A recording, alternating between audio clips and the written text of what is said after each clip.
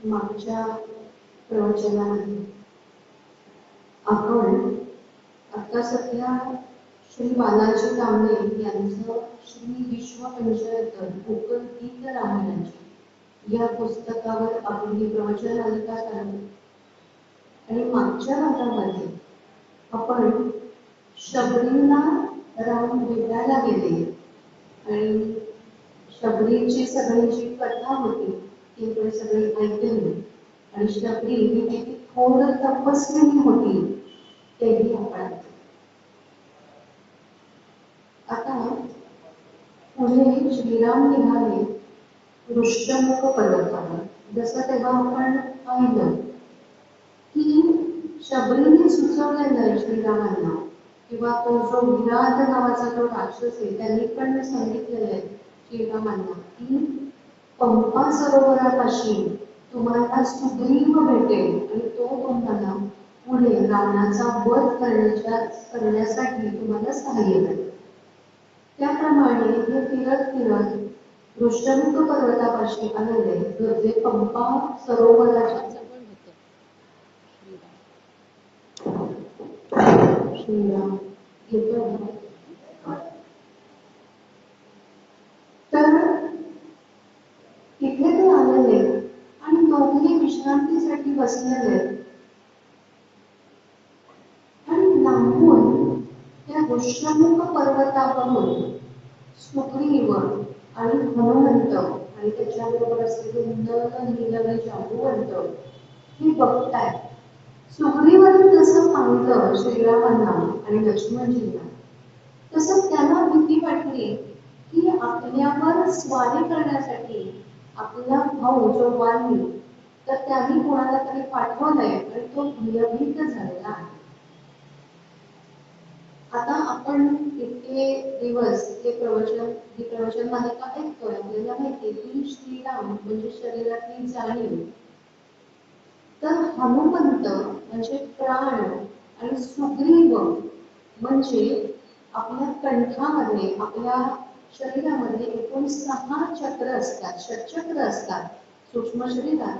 तर त्यातलं गळ्याजवळचं जे विशुद्ध चक्र म्हणजे सुग्रीव म्हणजेच ग्रीवा म्हणजेच थायरॉइड ग्रंथी असं बालाजी तांबेंनी इथे रूपक दिलेलं आहे.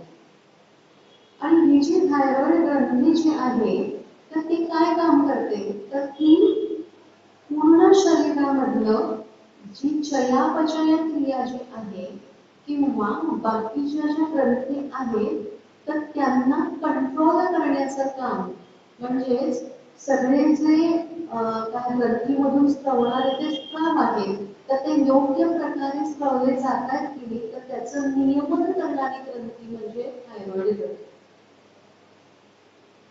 आणि बालाजी तांबे म्हणूनच सांगताय की हा सुग्रीव म्हणजेच ही थायरॉइड ग्रंथी आणि तिचं आत्ताचं जे काम आहे ते बिघडलेलं. म्हणजे आता सुग्रीव कसा आहे तर तो भेदरलेला आहे, घाबरलेला आहे, तो दुर्बल आहे. का कारण वालीने त्याला पराभूत केलेला आहे, त्याला राज्याच्या बाहेर घालवले. त्यामुळे तो निशस्त्र आहे, निर्बळ आहे. त्याच्याबरोबर आता कोण आहेत तर फक्त 4 जण आहेत त्याच्याबरोबर. नलनील म्हणजे शरीराचं ते चलन वलन आहे ते म्हणजे नलनील असं बालाजी तांबे सांगतात. आणि हनुमंत म्हणजे साक्षात शरीरातले प्राण. आणि हे बरोबर आहे पण दुर्बळ झाल्यामुळे ग्रंथी जी आहे ती आता नीट काम करत नाही. आपण बरेच वेळा बघतो बरेच जण सांगतात मला ना हायपोथायरॉइडिझमचा त्रास आणि किंवा हायपरथायरॉइडिझमचा त्रास आहे. तर इथे हायपोथायरॉइडिझमचा त्रास आहे असं आत्ता समजा. कारण आता हा जो सुग्रीव आहे तो निर्बल झालेला आहे, दुर्बल झालेला आहे, म्हणजेच ही ग्रंथी नीट काम करत नाहीये, म्हणजेच स्त्राव कमी पाजले जातात.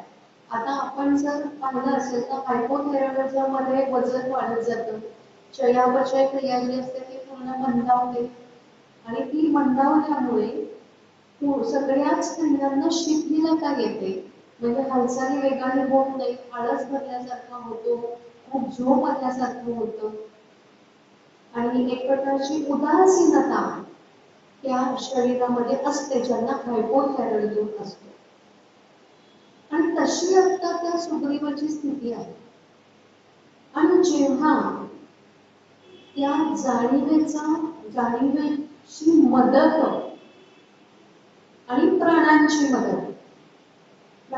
मदत म्हणजेच हनुमंताची मदत जाणीवेच्या बरोबर शरीराला म्हणजे चैतन्याबरोबर प्राणाला चैतन्याची मदत मिळून दोघेही जेव्हा कार्यरत करत होतील तेव्हा ही जी ग्रंथी आहे थायरॉइड ग्रंथी ती नीट काम करायला लागेल असं रूप इथे आपल्याला बालाजी तांबे सांगतात.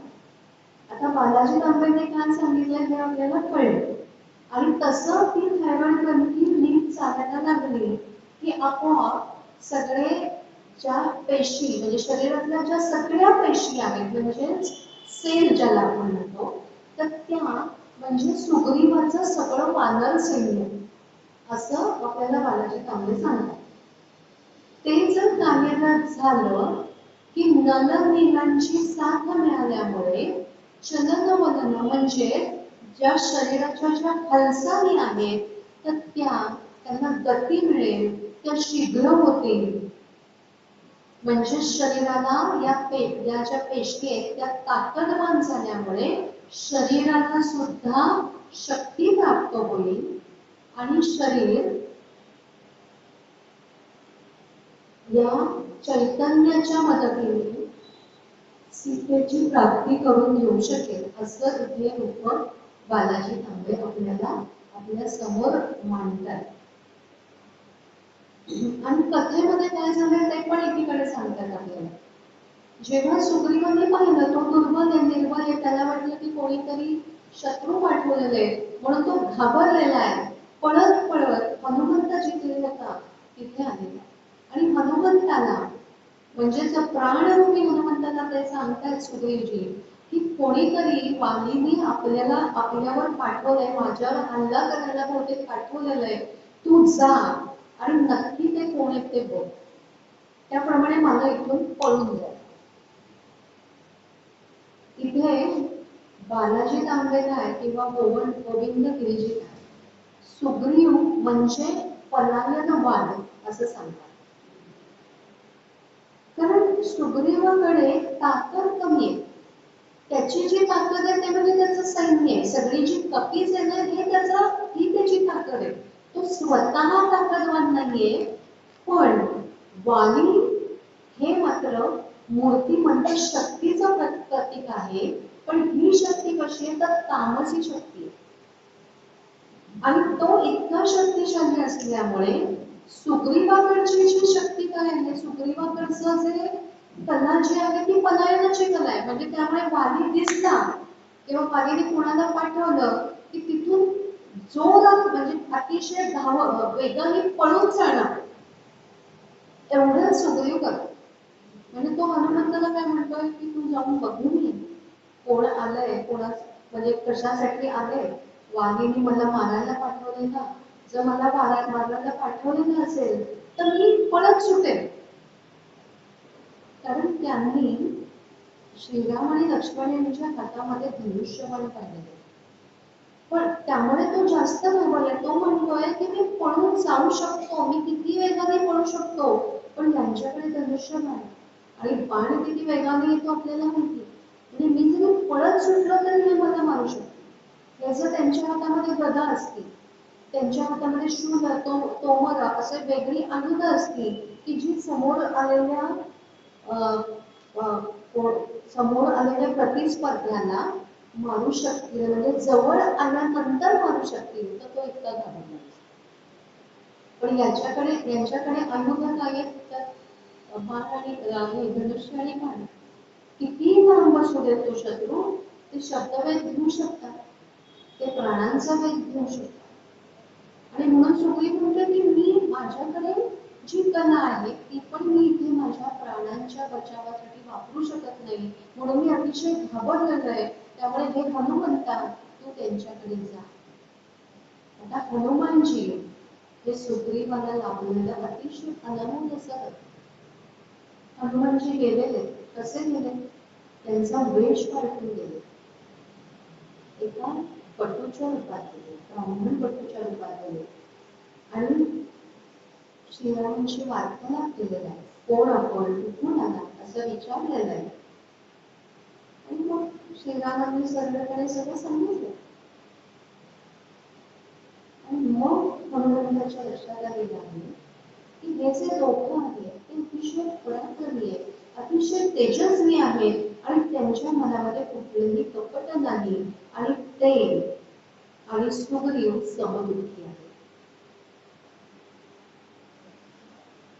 आणि हे समजल्यानंतर हनुमानजी सुद्धा आश्वस्त झाले. ते म्हणाले की माझा एक मित्र आहे आणि तो मित्र तुमच्यासारखाच दुःखी आहे, कारण त्याची जी पत्नी आहे ती त्याच्या भावाने पळून गेली, तर तुम्ही त्याला मदत कराल का? श्रीराम म्हणतात की तू त्याला बोलव, कोण आहे बघू, काय कथा आहे ती बघू, काय झालंय ते आधी मला कळून घेऊ दे आणि मग मी त्याला सहाय्य करायचं ते मी करेन. आणि हनुमंत म्हणतात की ठीक आहे मी त्यांना बोलवून आणतो, पण त्याच्या आधी मला तुम्हाला माझं सत्य स्वरूप दाखवायचं आहे. आणि बटूचा जो वेश आहे ते टाकून देतात, सत्य स्वरूपामध्ये त्यांच्या समोर उभे राहतात. श्रीराम म्हणतात लक्ष्मणजींना, हे जे हनुमान जी आहे तर त्यांच्यामध्ये एक अतिशय उत्तम अशी कला आहे. हे जे काही बोलतात यांचं ते जे बोलणं आहे ते इतकं व्याकरण शुद्ध आहे की त्याच्यामध्ये मला एका कणाचीही कुठेही चूक दिसलेली नाही. म्हणजे आपल्या मनामध्ये हनुमंताचं फक्त खूप बलवान, खूप शक्तिशाली, उड्डाण करणारा, समुद्र ओलांडून जाणारा, अतिशय हुशार, कुठल्याही संकटामध्ये न डगमगणारा, तेजस्वी, हे सगळे गुण आपल्या म्हणजे आपल्या समोर असतात किंवा आपल्याला माहिती असतात. पण श्रीरामांनी जेवढं काही त्यांचं संभाषण झालं त्याच्याहून ते सांगतायत लक्ष्मणजींना की हनुमानजी जे बोलतात त्यांच्या बोलण्यातला प्रत्येक शब्दावर प्रत्येक शब्द शुद्ध असतो व्याकरण दृष्ट्या.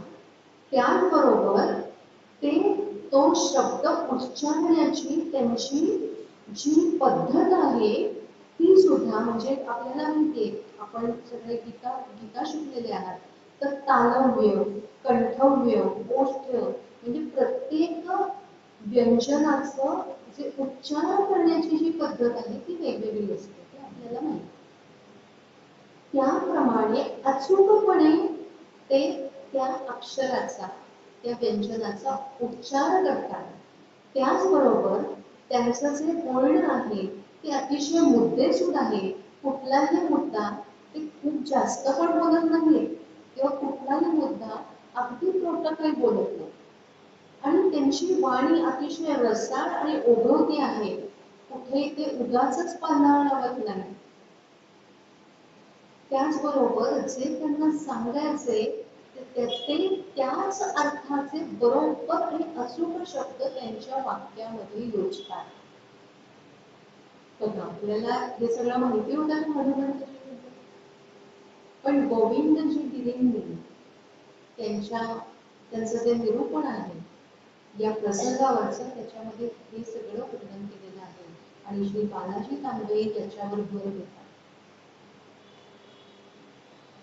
की ही अचूकता जी बोलण्याची आहे, जी उच्चारांची आहे, ती पण हनुमानजींकडे होती. आणि आणि अशी स्तुती ते करतायत आणि मग हनुमंत त्यांना विचारताय की आपण याल का माझ्या बरोबर माझ्या मित्राला भेटायला. हो, येऊ की तुझ्या बरोबर. कुठे जायचंय आपण, चल चला निघूया. आपल्याला चालत येण्याची गरज नाहीये ते म्हणताय, मी आपल्याला घेऊन जाईल. आणि ते स्वतःचं भव्य रूप तिथे प्रकट करतात हनुमान. जसे तसे ते भव्य होत जातात, त्यांचा आकार वाढत जातात. तसं तसं श्रीरामांना कळतं की आपल्याला कळलेले हनुमान आत्ताशी एवढेच आहे. आपल्याला अजून यांच्याकडे कितीतरी गुण कळायचे, हळूहळू ते आपल्याला उलगडत जाणार आहे. अहो, साक्षात शिवशंकरांचा तो अवतार आहे. आणि ते दोघे खांद्यावर बसतात. श्रीराम पहिल्यांदा संकोचतात, लक्ष्मणजी संकोचतात, पण नंतर हनुमानजी त्यांना आश्वस्त करतात आणि त्यांना घेऊन ते सुग्रीवांकडे जातात. सुग्रीवांकडे जातात आणि मग सुग्रीव त्यांना जे जे काही झालंय त्यांच्याबरोबर, काय काय अन्याय झालाय ते सांगतात. कशा प्रकारे वालीचा गैरसमज झाला आणि ती कशी रुमेला त्यांनी पळवलं, कसं मला त्या राज्यातून हटवून दिलं वगैरे, ही सगळी कथा ते सांगतात. आणि त्याच्याबरोबर जे गीत रामायणातलं जे गीत येतं ते पण आपण एकीकडे पाहूया. काय म्हटलंय बघा इथे, राघव असा शब्द किंवा असं संबोधन गदी माडगुळकरांनी वापरलंय आणि तेच संबोधन का वापरलं याचे स्पष्टीकरण आपल्याला बालाजी त्यांनी दिलं. ते म्हणतात की या ठिकाणी सुग्रीवांबरोबर सख्य होताना श्रीरामांना राघव या नावाने गदीमध्ये संबोधलंय, कारण रघुराजाचा संबंध म्हणजे श्रीराम सूर्यवंशी आहेत हे आपल्याला माहिती आहे आणि त्याच्यामधलाच राजा एक म्हणजे रघुराजा, त्याचे वंशज म्हणून राघव. त्याचबरोबर आपण पाहिलं की सुग्रीव, सुग्रीवा म्हणजे जी थायरॉइड ग्रंथी म्हणजे सुग्रीव, याचा संबंध ही चेता संस्थेतील सूर्य केंद्राशी आहे आणि म्हणून हे संबोधन वापरलेलं आहे असं बालाजी तांबे सांगतात. म्हणजे दोघंही एक सूर्यवंशाशी संबंधित आहे, तर दुसरा सूर्य केंद्राशी, म्हणजे जी उपमा दिलेली थायरॉइड ग्रंथीची ती सूर्य केंद्राशी संबंधित आहे असा संबंध बालाजी तांबे जोडतात. ते म्हणतात, गदिमा म्हणतात, साक्षीस व्योम पृथ्वी साक्षीस अग्निज्वाला, संमित्र राघवांचा सुग्रीव आज झाला. आता इथे एक महत्वाचं म्हणजे इकडे हनुमंत घेऊन गेलेले सुग्रीवाच्या जवळ ऋष्यमुख पर्वतावर या दोघांना, आणि तिथे गेल्यानंतर हा सगळा वार्तालाप झालाय, कसा अन्याय झालाय त्याचं वर्णन झालेलं आहे. आणि त्याच्यानंतर हनुमंतांनी तिथे समिधा वगैरे आणलेल्या आहे, यज्ञकुंड तिथे त्यांनी प्रज्वलित केलेलं आहे आणि दोघांनीही म्हणजे श्रीराम आणि सुग्रीव दोघांनी त्या अग्निकुंडाभोवती फेऱ्या घेतलेल्या, म्हणजे जसं विवाहामध्ये होतं तसं केलेलं आहे. आणि अग्नीला साक्षी ठेवून मित्रत्वाचाही करार केलेला आहे, त्याचबरोबर एकमेकांना सहाय्य करायचाही करार केलेला आहे. दोघांनी एकमेकांना वचन दिलेलं आहे की आम्ही एकमेकांना सहाय्य करू. आणि हनुमंतांनी हे असं का केलेलं आहे की जेव्हा अग्नीला साक्षी ठेवून एखादा करार केला जातो तेव्हा तो करार राहत नाही, तो संस्कार. आणि म्हणूनच युरोपीय संस्कृतीमध्ये रुसो म्हणतो मॅरेज इज अ कॉन्ट्रॅक्ट, म्हणजे करार. जे करार आता आपण धाडधाड मोडताना पाहतो. आणि म्हणूनच आपण म्हणतो ना काय कुठल्या प्रकारचं मॅरेज, कोर्ट मॅरेज केलं जातं बरेच वेळा, रजिस्टर्ड मॅरेज. म्हणजे काय की देवा ब्राह्मणास समक्ष करायचं नाही, अग्निकृती फेरे वगैरे काही ते सगळे जे रीतिरिवाज आहेत त्याला पूर्णपणे फुली आणि फक्त कोर्टात जायचं, 1 महिना आधी नोटीस द्यायची, तिथे जायचं, सह्या करायच्या आणि परत यायचं. असं मॅरेज पूर्वी केलं जातं, म्हणून ते कॉन्ट्रॅक्ट समजलं जातं. आणि म्हणूनच ती तोडायची जी पद्धत किंवा तोडण्याची जी आता खूप काय म्हणतात त्याला, खूप आपण सगळ्या केसेस ऐकतो की घटस्फोट झाले. ते का होत आहेत सध्या? कारण हल्ली लग्नाकडे कॉन्ट्रॅक्ट, म्हणजे लग्न म्हणजे एक प्रकारचा करार आहे. करार म्हटला की तिथे काय येतं की एक प्रकारचं काहीतरी लिगल मॅटर अशा दृष्टीने आपण त्याच्याकडे बघतो. आणि त्यामुळे मुला मुलींमध्ये मग काय तोडलं तर काय इतकं मोठं झालं. आणि तेच विवाह हा संस्कार आहे, ते पवित्र बंधन आहे. असा संस्कार जेव्हा मनावर घ्यायचा तेव्हा ते बंधन जन्मभर टिकायचं पूर्वी. पण आता हे जे परिवर्तन झालंय ते या कोर्ट मॅरेजमुळे झालंय. आणि हनुमंतांनी तिथे हे जे करून घेतलंय त्या दोघांकडून, ते एवढ्यासाठी करून घेतलंय कारण त्यांना माहिती आहे की सुग्रीव हे दुर्बल आहेत. श्रीराम मात्र एकदा अशा प्रकारचा संस्कार झाल्यानंतर कधीही सुग्रीवांना एकटं सोडणार नाही किंवा सुग्रीवांचं ते जन्मभर सांभाळ करतील किंवा पालकत्व घेतील किंवा त्यांना दिलेलं वचन ते कधीही तोडणार नाही ही हनुमंतांना माहिती. कारण हनुमंतांनी श्रीरामांना किती वेळाची त्यांची गाठभेट होती, अर्ध्या तासाची गाठभेट होती, पण तेवढ्यात हनुमंतांनी श्रीरामांमधलं श्रीरामत्व, दैवत्व ओळखलं. आणि म्हणून इथे जे वाक्य आहे, साक्षीच व्योम पृथ्वी साक्षीच अग्निज्वाला, ते अग्निज्वाला हा जो शब्द आहे तिथला तो त्याच्यामुळे गरिमांनी वापरला. संमित्र राघवांचा सुग्रीव आज झाला, रामा तुझ्या परी मी वनवास भोगत आहे, हनुमंत मुखे तुला ते सात्यंत ज्ञात आहे. श्री हनुमंतांनी तुम्हाला सांगितलंय की काय झालं. दुःखीच सहाय्य होतो दुःखात दुःखिताला, बंधूच होय वैरी तुझ काय सांगू आर्या, नेई हरून वाली माझी सुशील भार्या, वालीच राघवा तू त्या तू धाड रौरवाला. किती संताप भरलाय की त्या वालीला तू नरकामध्ये पाठवून दे. बाहूत राहूच्या मी निस्तेज अंशुमान. काय म्हणता येते की मला आता राहूनी गळासलं. आणि राहू केतू हे ग्रह कसे की जे ते सूर्याला ग्रासणार, म्हणून इथे राहू असा शब्द वापरलाय. आणि बालाजी तांबे काय सांगताय की राहू आणि केतू, म्हणजे इथे परत रूपक दिलंय बालाजी तांबेंनी. ते म्हणतात राहू आणि केतू हे या म्हणजे शरीरातल्या दोन नाड्या ज्या एकमेकांभोवती सर्पिलाकृतीने गुंफलेल्या आहेत. म्हणजे आपण जे डीएनएचं मॉडेल आपण पूर्वी पाहिलेलं विज्ञानाच्या पुस्तकामध्ये, तर त्याच्यामध्ये ते जे दोन असे एकमेकांना जे छेदले गेलेले जे त्या आकृती आहेत त्या म्हणजे राहू केतू आहेत असं बालाजी तांबे सांगतात. आणि त्यातून एकातून चेताशक्ती वर जाते, चैतन्य म्हणजे आपल्या ज्या संवेदना आहेत तर त्या खालून वर जातात आणि एकातून त्या मेंदूकडून खाली येतात.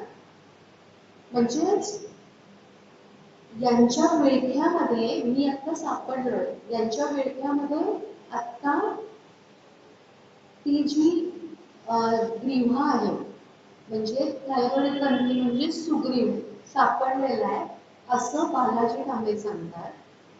म्हणजे त्यांचं कार्य आता नीट नाही चाललेलं, त्या संवेदना की जास्त म्हणजे योग्य प्रमाणामध्ये त्या थायरॉइड ग्रंथींनी ते स्त्राव स्त्रवायला पाहिजेत ही ऑर्डर योग्य प्रकारे मेंदूकडून दिली जात नाहीये, म्हणून ती थायरॉइड ग्रंथी आता बिघडलेली असं रूपक इथे सांगितलेलं. आणि म्हणून इथे सुग्रीव म्हणतोय की राहूनी मला आता ग्रासलेलं आहे. जेव्हा हे सगळं नीट होईल, जेव्हा माझ्या साह्याला माझ्या ज्या पेशी आहेत, पेशी रूपी सैन्य माझ्या साह्याला येईल, तेव्हा मी तुला माझा पराक्रम दाखवीन, असं सुग्रीव सांगतो. पुढे तो बघा काय म्हणतोय, बाहूत राहूच्याने निस्तेज अंशमानी, गत राज्य लाभ होता होईल शक्तिशाली. मला माझं राज्य मिळालं, म्हणजे तुम्ही वाणीला ठार मानलं की मला आपोआप ते राज्य मिळणार आहे, म्हणजेच माझ्या सहाय्याला सगळ्या वानरांचं जे सैन्य येणार आहे, म्हणजे सगळ्या पेशींचं सहाय्य मला मिळणार आहे. माझेच शौर्य सांगू माझ्या मुखे कशा, मी किती शौर्यवान आहे मी कशाला सांगू, जेव्हा हे सगळं सहाय्य मला मिळेल, माझ्यातली जी दुर्बलता नाहीशी होईल, तेव्हा काय होईल, होता फिरून माझे ते सैन्य वानरांचे, होतील लाख शत्रू त्या दुष्ट रावणाचे. ते लंघवील सिंधू खणतील शैलमाला. अहो माझ्या सैन्याला ते कपी सैन्य आल्यावर तुम्ही काही काळजीच करू नका. हा जो समुद्र आहे, मोठा सागर आहे, तो पण ते लंघून जातील. मध्ये जरी मोठे मोठे पर्वत आपल्यामध्ये आले, तिथे जाताना कुठे लंकेला जाताना, तरी ते कपी सैन्य ते खणून काढेल. म्हणजे माझ्यातलं चैतन्य, माझ्यातली शक्ती किती वाढेल याचं तो वर्णन करतो.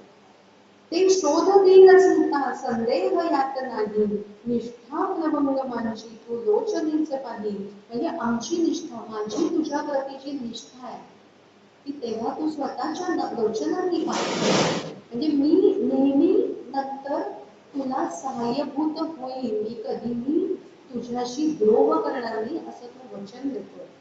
झालेच सख्य राम देतो करी कराते, आता कशास घ्यावे कोणा भयं कराते, तू सिद्ध मोक्ष मेंढरा वालीस मारणारा. म्हणजे सुग्रीवाला माहितीये की कधी हे सगळं नीट होईल, ते तो सांगतोय.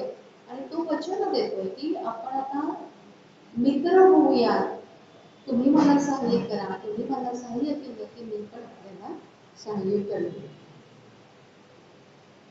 आणि पुढे तो काय सांगतोय बघा, की आता तो सांगतोय की मी आता स्वतःही आपला सेवक झालेलो.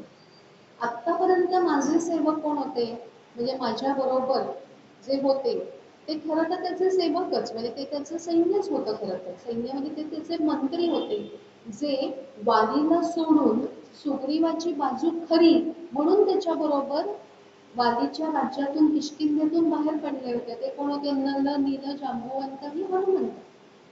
ते खरं तर माझे सेवक, पण आता मीच आपला सेवक झाल्यामुळे तेही आपले सेवक आहेत, असं तो पुढे सांगतो.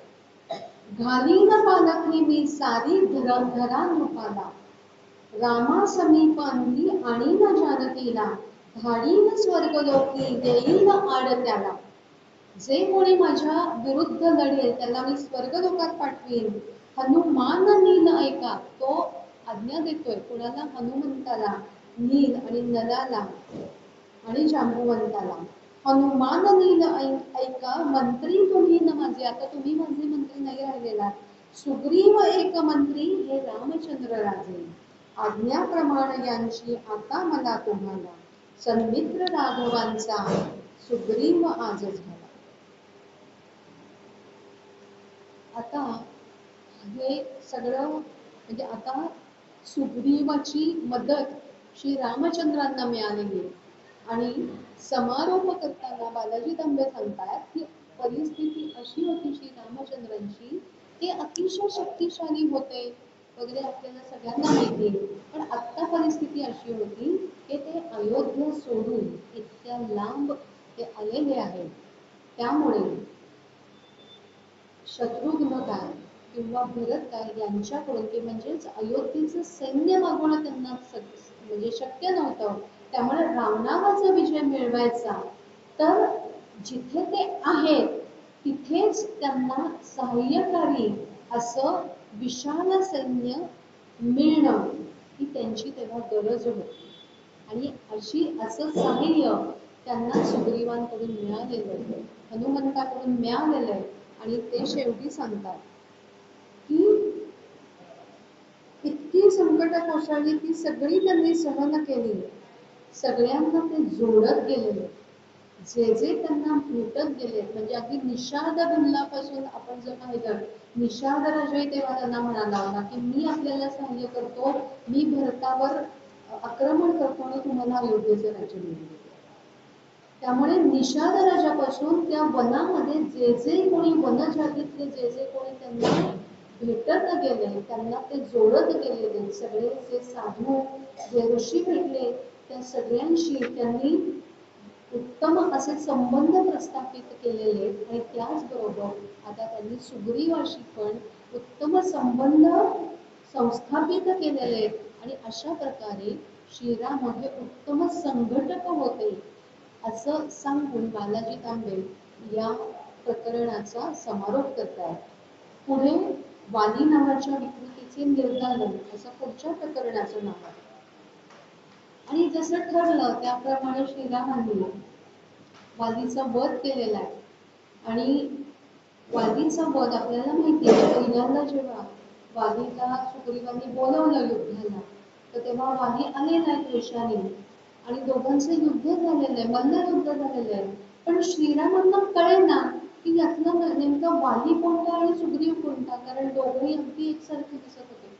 त्यामुळे त्या दिवशीचं युद्ध झालं, सुग्रीवांनी भरपूर मार खाल्ला, पण श्रीरामांनी काही बाण सोडला नाही आणि वालीला मारला.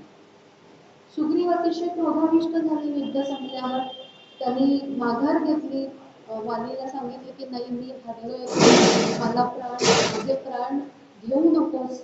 हे थोडक्यात तो शरण आला. त्यामुळे वाली निघून गेलेला आहे.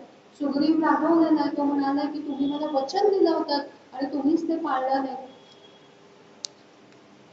श्रीरामांनी तेव्हा सांगितलंय की तुम्ही दोघं इतके सारखे दिसतात, त्यामुळे नक्की कुणाला मारायचं हे मला कळेना. आणि म्हणून ते म्हणाले की तू परत एकदा वालीला बोलव, पण यावेळेला मी तुझ्या गळ्यामध्ये माला घालीन आणि मग तू वालीला बोलव, म्हणजे मला कळेल की तू कोण आहेस आणि म्हणजे मला वालीला मारता. आणि यावेळेला मात्र परत वालीला बोलवलेलं आहे सुग्रीवांनी. 3-4 दिवस विश्रांती घेतलेली आहे. गोविंदराजे यावेळेला मिश्किलपणे सांगतायत की त्यांनी मार खाल्ला होता, त्यामुळे सुग्रीव म्हणाला की आता 3-4 दिवस काही मला काही हलता येणार नाही जागेवरून, मी खूप मार खाल्लाय, मग जरा काय औषधं वगैरे घेतली, ते बाम वगैरे लावले सगळीकडे, नंतर काय पेन किलर्स वगैरे घेतल्या. 3-4 दिवसांनी तो जरा बरा झाला. मग परत वालीला आव्हान दिलेलं आहे युद्धासाठी. आणि इथे ताराने खरं तर सांगितलं होतं वालीला की तू जाऊ नकोस युद्धाला. मला असं लक्षात आलेलं आहे, माझ्या हेरांनी अशी बातमी दिली आहे की त्या ऋष्यमुख पर्वतावर श्रीराम आणि लक्ष्मण आलेले आहेत आणि त्याचं सहाय्य आता होत आहे. पण तारेचं ऐकलेलं नाहीये आणि हा मदोन्मत्त वाली तिथे आलेला. आता वाली म्हणजे कोण? तर वाली म्हणजे आपल्या शरीरातले जे काम, क्रोध, मोह हे सगळे जे दुर्गुण, त्या दुर्गुणांचं प्रतीक म्हणजे वाली, असं बालाजी सांगतात. जेव्हा हे दुर्गुण आपल्या शरीरामध्ये प्रबळ होतात, तेव्हा आपलं मन खरं तर आपल्याला सांगत असतं की तू हे करू नकोस.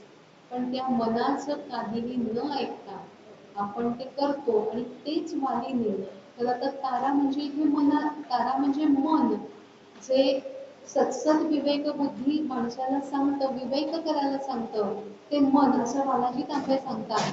आणि त्या मनाचं न ऐकता उन्मत्त होऊन वाली परत गेलेला युद्धाला. इथे वालीने फार एक काय म्हणतात त्याला, एक मुद्दा सांगितलेला आहे की त्याच्यापुढे ताराला खरं तर ती म्हणजे काय म्हणतात त्याला, निशब्द झाली की आता त्याच्यावर काय बोलायचं कळेल. गेला का आवाज? आवाज गेला ना.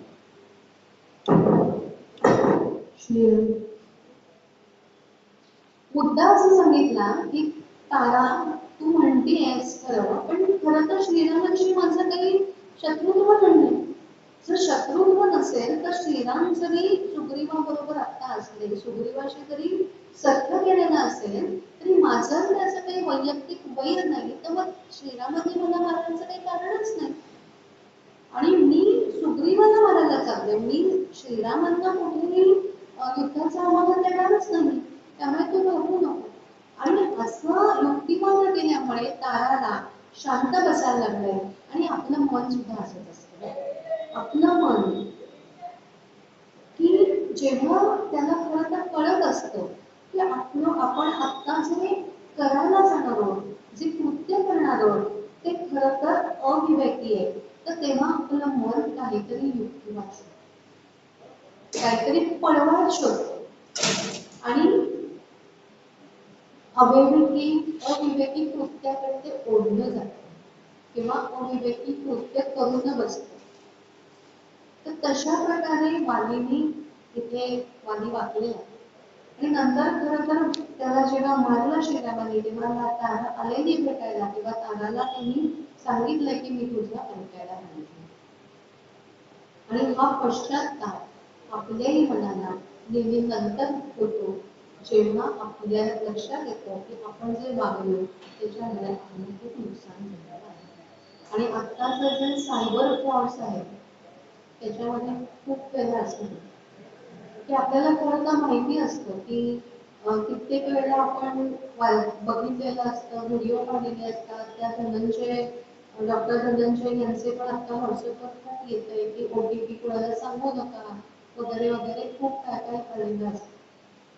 पण तरी सुद्धा जेव्हा सायबर फ्रॉड व्हायची वेळ येते तेव्हा आपल्या मनावर अशीच मोहिनी पडते. आपण कशाला तरी आत्ताच मध्ये मी वाचलं की कसले कसले टास्क दिले जातात की तुम्ही ही लिंक आहे ती क्लिक केली, ते युट्यूबची लिंक देतात, ती क्लिक केली त्याला नुसतं लाईक म्हणजे थंब केलं की तुम्हाला 50 रुपये मिळतील.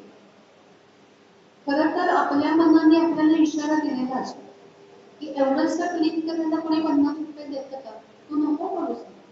पण आपलं दुसरं जे मन असतं, जर मी आता म्हणते की युक्तिवाद करते, दुसरं मन म्हटलं की पण नुसतं तिथे मी क्लिक केल्याने मला जर 50 रुपये मिळणार आहे तर मग का नको करायला. कधी कधी आता कदाचित माझी भगवंत माझ्यावर आता प्रसन्न झालेला असू शकतो. मी एवढी उपासना करते, उगाच आपल्याच उपासनेचा आपल्याला दंभ होतो. मी एवढी उपासना करते, एवढं देवाचं करते, एवढं आता अधिक मासाचं एवढं पुण्य मी करते, नक्कीच आता माझ्या नशिबामध्ये धनवर्षा होणार असेल, मी हे करून तरी बघते. आणि मग ते आपण करत बसतो आणि मग आपलं अकाउंट खाली होतो. तेव्हा आपलं जे सत्संग विवेकी मन असतं ते आपल्याला येऊन सांगतो, बघ मी तुला सांगितलं होतं. आणि आपण म्हणतो हो बाबा तू सांगितलं होतं, पण आता म्हणजे आत्ताच्या आयुष्यात बघायला गेलं तर त्याचे रूपक तेव्हाच ते असं लागतं. आणि त्याच्यात फक्त 2च मुद्दे सांगण्यासारखे, ते सांगते की रामांनी झाडाच्या आडून मग वाली परत आला की गळ्यामध्ये माळ घातली होती सुग्रीवाच्या, त्यामुळे मग श्रीरामांनी इकडे बाण सोडलेला आहे झाडाच्या आडून, आपल्याला सगळ्यांना कथा माहिती.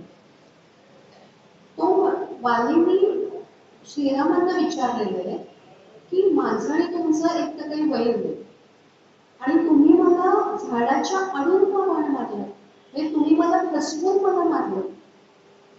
तेव्हा श्रीराम म्हणाले एक तर पहिली गोष्ट म्हणजे मला तुझ्याशी युद्ध करायचं असेल, मी तुला युद्धाचं आव्हान दिलं. युद्धाचं आव्हान जेव्हा दिलेलं असतं तेव्हा समोरासमोर उभं राहून युद्ध करून मारायचं असतं. पण तू असा आहेस, तू खरं तर पशु आहेस म्हणतात. जे खरे क्षत्रिय असतात तर ते नेहमी मृगयाला जातात. आपल्याला माहिती की जेव्हा युद्ध चालू नसतं तर तेव्हा त्यांना प्रॅक्टिससाठी म्हणजे सरावासाठी की आपण धनुष्य आपला वेग बरोबर होतोय की नाही, आपण बरोबर अचूक वेग घेऊ शकतोय की नाही हे कळण्यासाठी प्रॅक्टिससाठी म्हणून ते मृगया करायला जातात. त्यामुळे ती जी मृगया ते करतात त्याचा त्यांना दोष लागत नाही, म्हणजे त्या वधाचा त्यांना दोष लागत नाही, प्राणी मारण्याचा. आणि तो तर त्या प्राण्यांपेक्षाही नीच आहेस का, कारण तू तुझ्या भावाची जी पत्नी आहे तर तिला तू स्वतःच्या कडे दाबून ठेवलंस, म्हणजे तिला तू पळवलंस आणि शिवाय तुझ्या भावाच्या पुत्रालाही तू कैदेमध्ये ठेवलंस. कोणी कोणाला फसवलं, कोणी राज्य बळकवलं, त्याच्याशी मला काही करायचं नाही. पण स्वतःच्या धाकट्या भावाची पत्नी ही स्वतःच्या कन्येसारखी असते. म्हणजे तू स्वतःच्या कन्येला विषयांतपणे पाहिलंस, तिच्यावर वाईट नजर टाकलीस, या अर्थाने तू प्राण्यांपेक्षा नीच आहेस. आणि जेव्हा अशी शिकार करायची असते ना, प्राण्यांची मृगया करायची असते, तेव्हा ती अशी अडूनच करायची असते. तेव्हा त्या प्राण्याला म्हणायचं नसतं की तू समोर उभा राहा आणि मी तुला मारतो, किंवा तू माझ्याशी लढा नाही आणि मी तू माझ्यावर हल्ला कर आणि मग मी तुला मारतो. हे एक कारण. दुसरं, आता या पूर्ण पृथ्वीवर राज्य आहे ते इक्ष्वाकू वंशाचं, म्हणजे रघुवंशाचं. कारण माझा भरत, जो माझा बंधू आहे, तो आता राज्यावर बसलेला, तो चक्रवर्ती सम्राट आहे. चक्रवर्ती सम्राट कधी म्हणतात की जेव्हा त्या राजाने अश्वमेध यज्ञ केलेला असतो तेव्हा, आणि त्या अश्वमेध यज्ञाचा जो घोडा आहे तो दुसरा कोणी राजा काय म्हणतात अडवत नाही, आणि तो परत येतो आणि तो यज्ञ पूर्ण होतो, तेव्हा त्याचा अर्थ असा असतो की तेव्हा त्या पूर्ण पृथ्वीचं राज्य त्या चक्रवर्ती सम्राटाकडे असतं. आणि त्या सम्राटाचं कर्तव्य काय असतं की आपल्या राज्यांमध्ये कुठेही जर चुकीचं वर्तन कोणी जर केलं, अधर्माने कोणी वागलं, म्हणजे धर्म संस्थापना करणं हे त्या चक्रवर्ती सम्राटाचं कर्तव्य असतं. जर कोणी अधर्माने वागायला लागलं तर त्याला शासन करणं, जसं आपल्याला श्रीमद महाभारत माहिती, त्याच्यामध्ये कधीही परीक्षिताने कधीला तो अधर्माने वागत होता म्हणून त्याला शासन केलेलं. त्याचप्रमाणे माझं हे कर्तव्य ठरतं, कारण मी त्या राज्याचा सेवक आहे. स्वतःला सेवक म्हटले ना श्रीरामाने, त्या राज्याचा मी सेवक आहे, त्यातलाच मी एक शिपाई असं ते स्वतःला म्हणतात. त्यामुळे माझंही मी कर्तव्य की असा अधर्म जर कुठे होत असेल तर तो जो अधर्मी आहे त्याला शासन करणं, आणि मी म्हणून तुला शासन केलेलं आहे असं ते सांगतात. आता जेव्हा हे असे सगळे, इथे बालाजी तांबे कसे काय सांगतात की जेव्हा अहंकार, ईर्ष्या, क्रोध, लोभ, मोह, मद, मत्सर याच्या आहारी, म्हणजेच इथे वाली त्याचं रूपक आहे की नाही, म्हणजे वाली असा आहे की तो त्याच्या आहारी गेलेला आहे. असं जेव्हा त्या माणसाचं जीवन होतं तेव्हा त्याच्या शरीरातल्या ज्या ग्रंथी असतात तर त्या ग्रंथीचं जे कार्य असतं ते बिघडतं, आणि त्याच्यामुळे पिट्युटरी ग्रंथी आणि पॅन्क्रियाटिक ग्रंथी किंवा अजून ज्या ग्रंथी आहेत तर त्या सगळ्यांचं कार्य इतकं बिघडतं की त्या शरीरामध्ये कर्करोगासारखे विकार होतात, एड्स सारखे विकार होतात, हृदय, किडनी, यकृत यांचं काम व्यवस्थित न चालणं, वीर्य नाश होणं, मज्जासंस्थेचे विकार असे त्या शरीरामध्ये होऊ शकतात. पण जेव्हा या वृत्तींचं निर्दालन होतं तेव्हा या ग्रंथी परत त्यांचं काम योग्य रीतीने करायला लागतात. आणि म्हणून जेव्हा वालीचा वध झाला तेव्हा सुग्रीव रूपी जी ग्रंथी आहे, म्हणजे थायरॉइड ग्रंथी आहे, तिचं कार्य पूर्ववत झालं असं आपल्याला बालाजी तांबे सांगतात. काय या गीतात म्हटले बघा, मी धर्माचे केले पालन, वाली वधना फल मिळालं. म्हणजे श्रीरामांनी जे उत्तर दिलेलं आहे वालीला ते आपण बघूया. अखिल धराही भरत शासित, म्हणजे आपल्याला सांगितलं न्याय नीती तो भरत जाणता, त्या भरताचा मित्र भरता, जैसा राजा तैसे प्रजा जन, जसा राजा तशी प्रजा, आपल्याला माहिती. शिष्य पुत्र हा कनिष्ठ भ्राता, धर्मे येते त्यास पुत्रता, म्हणजे हे पुत्रासमान असतात. शिष्य, पुत्र किंवा बंधू हे स्वतःच्या पुत्राप्रमाणे असतात. तू भ्रात्याची हरिणी कांता, मनी गोपुनी हीन प्रलोभन, तू तिच्या मोहात पडलास. तू तर पुतळा मूर्त पदाचा म्हणजे मोहाचा तू पुतळायस. सुयोग्य तुझा हा दंडवधाचा, अंत असा हा विषयांधाचा. तू विषयी आहेस, तू कामी आहेस, तू क्रोधी आहेस. मरण पशूचे पारधोरे, म्हणजे मी तुझ्यासारख्या नरपशूंना मारून टाकले हे मी बरोबर केलेले. दिलेले होते वचन सुग्रीवा, मी सुग्रीवांना वचन दिलं होतं अग्नीला साक्षी ठेवून, ते वचन पाळणं हे माझं कर्तव्य होतं. जीवही देईन तुझी या जीवा, मी तुझ्यासाठी माझे प्राणही देईन असं मी सुग्रीवांना वचन दिलं होतं. भावास्तव मी वधिले भावा, दिल्या वचनाचे हे प्रतिपादन, मी दिलेल्या वचनाचं फक्त पालन केलेलं. नृपती खेळती वनी मृगे येते, त्यांनी आपल्याला सांगितलं. लपुनी मारिती तीर पशुते, दोष कासया त्या क्रीडेते. ही जी मृगया ही जी क्रीडा आहे तिचा दोष त्या राज्यात लागत नाही. शाखा मृग तू क्रूर पशु होणं, अंत्य घडी तुझं ठरो मोक्षदा. सांभाळीन मी तुझ्या अंगाला, मी जरी तुला मारलेलं असलं तरी मी तुला एक वचन देतो. इथे श्रीरामांचं निर्मोहित्व सिद्ध होतं. ते म्हणतात की मला तुझं राज्य नको, ते राज्य मी सुग्रीवालाच देणार आहे, मी राज्य मोहाने मी केलेलं नाहीये. आणि मी तुला वचन एक वचन मात्र देतो की मी तुझा जो पुत्र अंगद त्याचा मात्र मी प्रतिपादन करेन, त्याचे मात्र मी पूर्ण जबाबदारी घेईन, मी त्याला कधीही अंतर देणार नाही. इथे त्या श्रीरामांमधलं जे साधुत्व आहे, श्रीरामांमधला जो त्याचं जे पित्याचं मन आहे, त्यांचं जे करुणाशील मन आहे, की त्या पुत्राचा काय दोष, त्याचा प्रतिपादन करेन. तो तर निर्दोष आहे, तो तर निरागस आहे, तो तर निर्मळ मनाचा आहे, त्याचा प्रतिपाळ मी करेन. राज्य तुझे हे ही किष्किंधा, सुग्रीवाच्या करी समर्पण. आणि अशा प्रकारे श्रीरामांनी वालीला मारलेलं आहे. आणि बालाजी तांबे पुढे सांगताय की वाली सारखी जीवनशैली जर पत्करली, म्हणजे ते आपल्याला इशारा देत आहेत की त्यांच्यासारखं कामी लोभी त्याचं जीवन कसं होतं. जेव्हा काम किंवा लोभ आपल्या मनामध्ये शिरतात तेव्हा आपलं जे खान पान आपण म्हणजे जे असे असतात ते वाटेल ते खातात, वाटेल ते पितात, वाटेल तसे वागतात.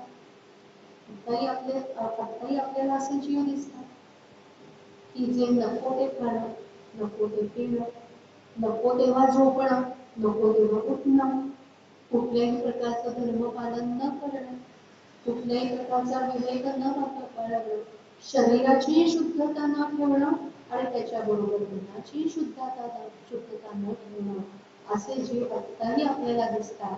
आणि बालाजी तांबेंनी ह्याच्यातून आपल्याला सांगितलंय की असं जे वागतात त्यांना किती भयंकर त्रास, किती भयंकर आजार. पहिल्यापर्यंत खूप छान वाटतं ही चंगळवाद जो आत्ता चिखलीकडे जो बोकाळलाय त्याचे परिणाम काय होणार आहेत हे आपल्याला पाहिजे. आणि म्हणून असं वागायचं नाही. आणि आपल्याला हे शरीरातले वेगवेगळ्या ग्रंथी, प्राण, चलन बलन, हे डीएनएचं रूप, हे सगळं का सांगितलंय बालाजी तांबेंनी की श्रीराम कथेच्या रूपातून ते आपल्या शरीरामध्ये काय काय कशा वृत्तींमुळे काय घडत असतो आणि आपण कसं वागायला पाहिजे. आणि श्रीरामांचं जीवन किती निर्मळ होतं आणि तितकं निर्मळ आपण जर झालो, आपलं मनही तेवढं निर्मळ झालं तर आपलं जीवन कसं होईल हे आपल्याला सगळं ते शिकवून आहे. आणि म्हणून ही रूपकं त्यांनी दिली. तेव्हा आपल्याला शिकायचं ते हेच की श्रीरामांचं चरित्र कसं आहे, आपण खूप वेळा ऐकलेलं आहे, आपण कसं वागायचंय, म्हणजे काय म्हणतात त्याला, वर्तन कसं करायचं हे आपल्याला कळतं. पण त्याच्याबरोबर आहार विहार पण कसा पाहिजे ते पण आपल्याला, म्हणजे आपलं वैयक्तिक जे आपण आहार विहार जो घेतो तो कसा असायला पाहिजे तेही आपल्याला बालाजी तांबे याच्यातून शिकवून पाहतात. आपलं चरित्र, शारीरिक चरित्र, मानसिक चरित्र सामाजिक चरित्र, आध्यात्मिक चरित्र कसं पाहिजे, हे चारही आयाम ते आपल्याला यातून शिकवून जातात. जे निरूपण झालं ते त्याच्या गुरूंच्या कृपेने झालं, जे उत्तम होतं ते त्यांचं होतं, जे चुकलं असेल ते माझं होतं, त्याबद्दल श्रोत्यांनी क्षमा करा. श्री कृष्ण.